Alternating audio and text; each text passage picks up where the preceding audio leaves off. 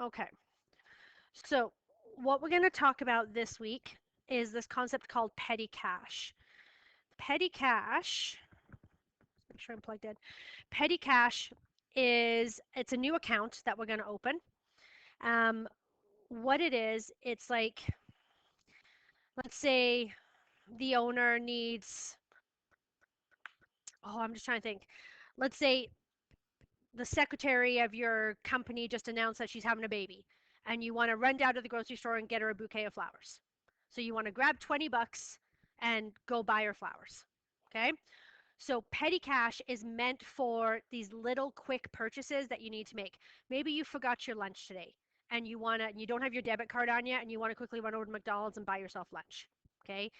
Maybe you ran out of staples in your photocopier and you need to run down to the office supply store, get a box of staples, come back. It's meant for little purchases just off the fly. Okay. Sometimes people use it for not business purposes. So let's say your buddy walks into the business and you're like, hey man, haven't seen you in 2 years. Let's go for lunch. So you grab 50 bucks out of petty cash and go for lunch. It's meant as just a quick little cash withdrawal. Essentially, it's the idea of IOUs. So you borrow cash out of this little account, you leave a little IOU, and then you replenish it back. Okay. But it allows you just to have quick cash on hand for here or there. We have petty cash down in the office.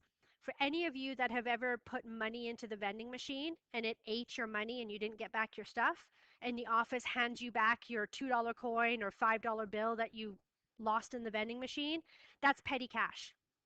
So it's just meant for these little quick cash transactions that occur in a business. Okay? That's the idea behind petty cash. Here's the problem.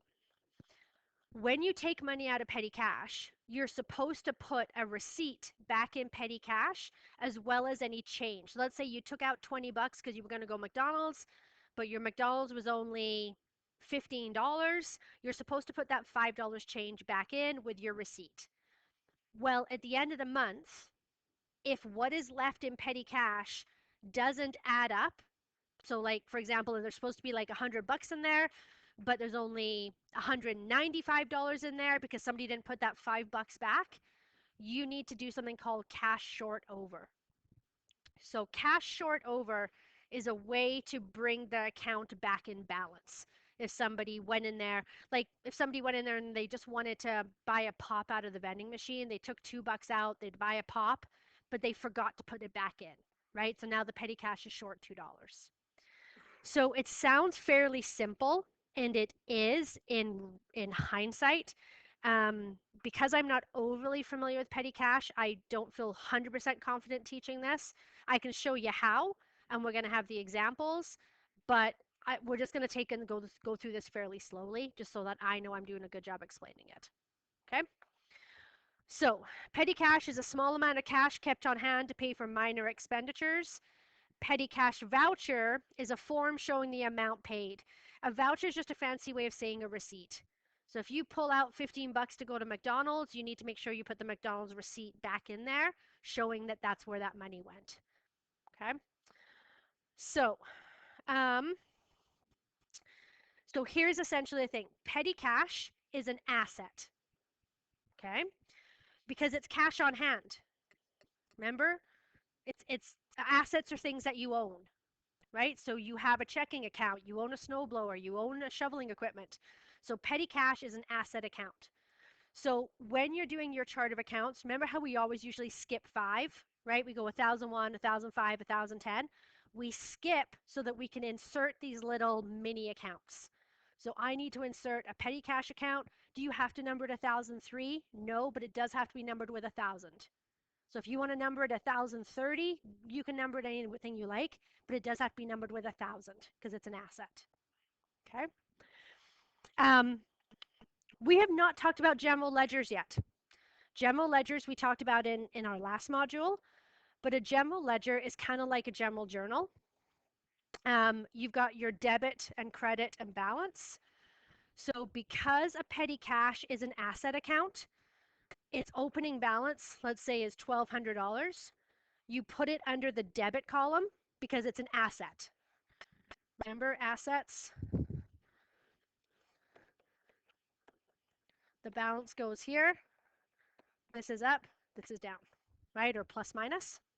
Okay, so if all asset accounts are set up like that, so if I'm doing a ledger like that, if I were doing a general journal, right, you would do, so petty cash, debit, credit, you would debit the $1,200, and then you'd figure out what you were crediting over there. Okay, so general ledgers, general journal essentially show the same thing. It's just they organize the information a little differently. Okay, we're going to still play with general journals for the mostly, but ledgers come up every now and again. Okay, so the first thing you have to do is you have to establish the petty cash fund. So in other words, you got to put money into it. That's what it means. Okay.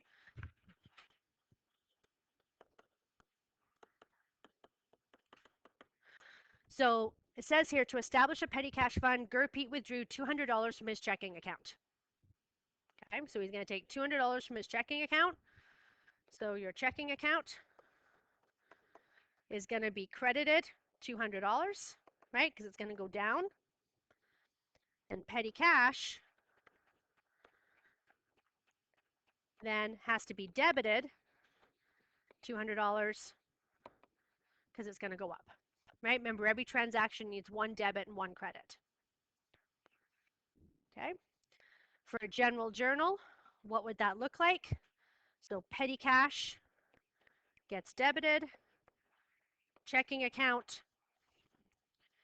gets, whoops, checking account gets credited, and the reason is to establish a petty cash fund. Okay, remember the credit and the reason are always indented, and remember you always do the debit first and the credit second. Okay, now this is the only time that petty cash will be debited. Every other time that we deal with petty cash going forward will be a credit because you're going to be taking money out of petty cash. Okay. The only time we debit petty cash is in the very introductory thing, like to set it up. Okay, so we put 200 bucks in there, and now for the rest of the month, we're going to use it and spend to our little heart's desired out of this little slush fund. Okay. By the way, slush fund, petty cash fund are the same thing. Okay. Okay, so once the money is put into petty cash, the total will remain the same. That is, the cash plus the receipts or vouchers will add up to the original amount. So it never has to be established again. This is the only debit that is ever made to petty cash.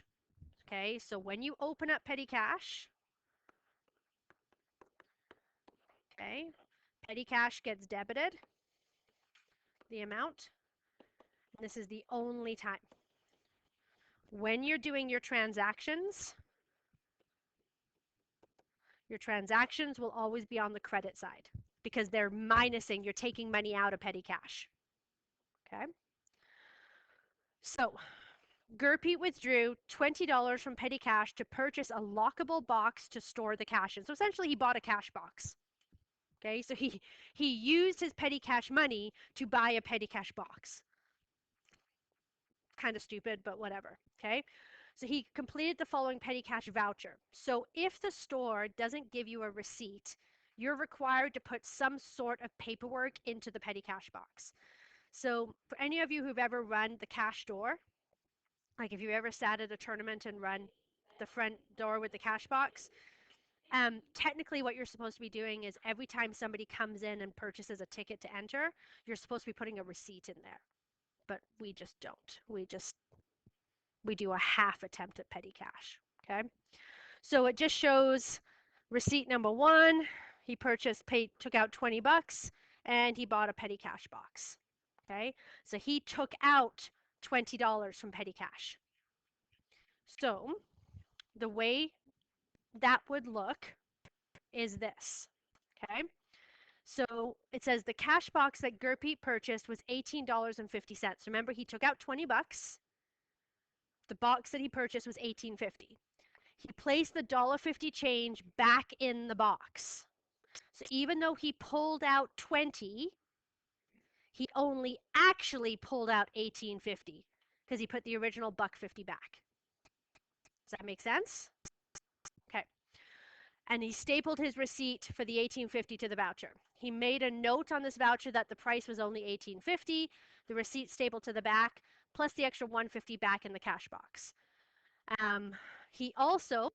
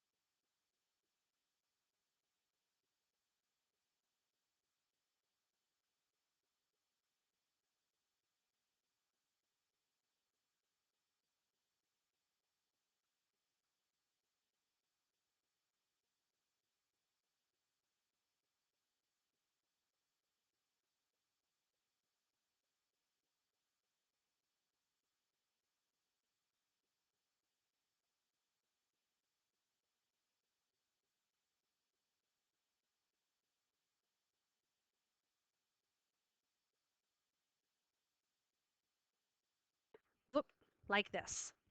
Okay? When you establish the petty cash fund, ooh, oh shoot, what did I just do? So when you establish the petty cash fund, you're just going to debit petty cash, credit cash. Okay? It's the only time petty cash will ever be debited because you're establishing it, right? You're putting money into that account. What's going on here? Okay, so for this very first one, petty cash will be debited, cash will be credited. For the rest of these transactions, it's what you've been doing all unit long. So figure out what you're debiting, what you're crediting. And then at the very end, this is the new. So you've got to decide, is it in balance? Do you have a cash short or over?